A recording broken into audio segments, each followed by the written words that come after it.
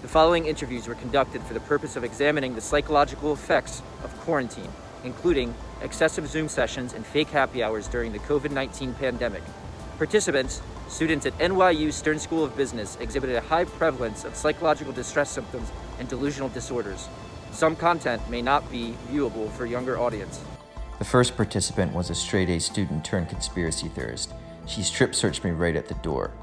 I wasn't sure if it was the quarantine or cramming for Demoteran's valuation final, but she was paranoid. She definitely had a few screws loose. Shh. They could be listening. They're everywhere, you know. Have you ever felt like you're being watched? Look, I found this digging through my neighbor's trash yesterday. How often do you go digging through the trash? Every Monday, Wednesday, and Friday morning. I've reached out to my cousin. He's a paranormal investigator. He told me this is a 21st century dream catcher. Big tech is building them to read our dreams as a way to collect more personal data. Curious, how is your supply of toilet paper? Don't be a fool. I stopped using toilet paper weeks ago. I realized the only way to protect myself was to stop sleeping. One last question for you. How long do you think you've been in quarantine? According to my calculations, it's fall 2035. I didn't have the heart to tell her that she had only been in quarantine for 2 months. She spent the rest of the afternoon trying to catch her stolen dreams. The next participant showed no symptoms. He was just, unfortunately, being himself. A hero? No, I don't know if I'd call myself a hero. Have I made tremendous sacrifices? Yes. Do I expect to be recognized for those sacrifices?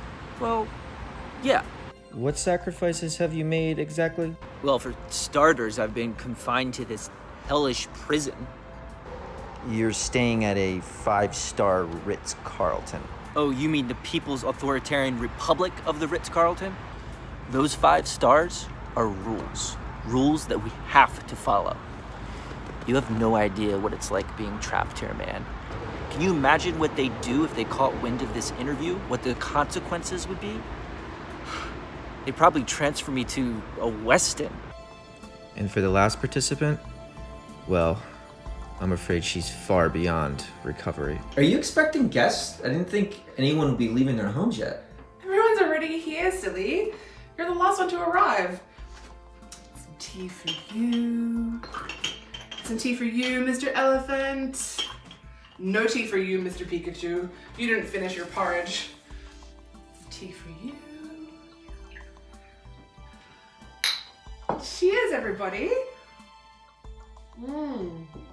Oh, thank you so much for coming, you guys. What are you looking at, Mrs. Piggy? What, is it because my beef Wellington's too dry for you? You know, if you're not happy here, there's the door. No, please wait, please don't go. Please don't leave me. Please never leave me. How have you been holding up during this quarantine? I've been actually really busy, having a lot of dinner parties practically every night. You know, I've been working on my writing a series of short stories and my memoir. Take a look. Is this supposed to say red rum, like from The Shining? No, I've been drinking rum in bed all day. I call it bed rum. You said you were writing a novel as well. Do you mind if I take a look? Sure, it's over on the desk.